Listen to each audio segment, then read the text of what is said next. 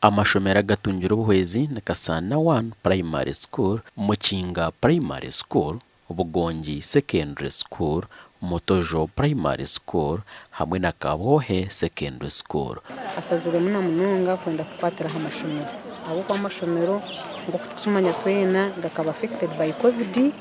nangu abana babingi COVID yarigiremu abazire bona bareta abana babo mu ishomero so tushangire ngu amashomero ago ushanga abana barumukonka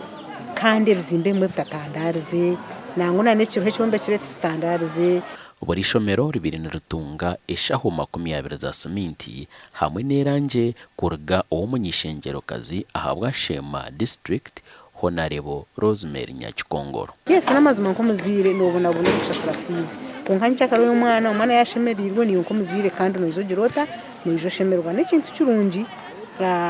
nka washango mwana wanu utambatambura nkoko kashango mwana ari nko office ujya tetka ni nkomanyo kashanga ari nko office niyo no hora washemerwa. Jenna tuijuka okwasize obuhwezi obu bakorwa amashomero arabwire abazire abatarukwenda kushashura abana babo school fees ngo baryo mukabi. Bamwe umubatungira obuhwezi batugambire obuzubu obature nibarabamu ombyo kushomesa kandi tucineho bizimbe birukubi ka demonstration buroka nogerebo imbaraza zikatinduka kurugafika kuri ife tucineho imiryango 10 iyo gukora so tushaba kugira ngo nabanda bakuba bintu buhwezo kutuhereza na district bije batuyambe batongere a renovation ishomero ryiturubunyere munonga. Honorable Nyakikongoro abo tufiye umuganda kandi gutuhirwe Honorable Nyakikongoro twera kusima kitwa abazire twasima munonga abo kuba tubiye twino ubwere mu abahango turemerirwe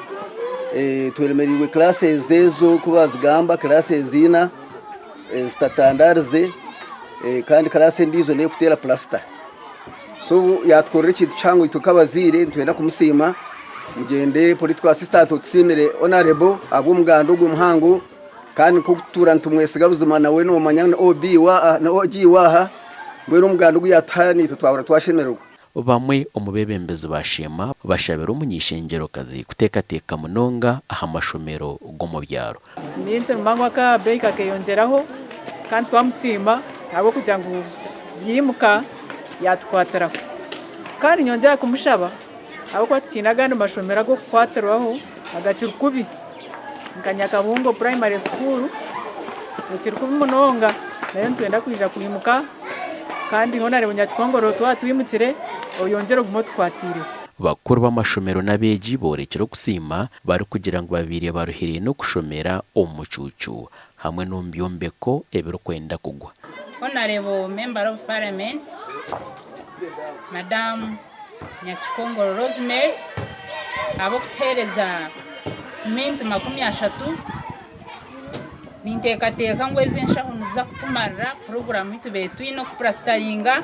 ohireho amashomero hona ayongire yahereza emizigite 2 ogwa Bugongi Mosque hamwe no gwanyakanya kitagata umuganda gwa siminti hamwe n'eranje kuboneza emizigiti yawo gashakwa Michael atwachire.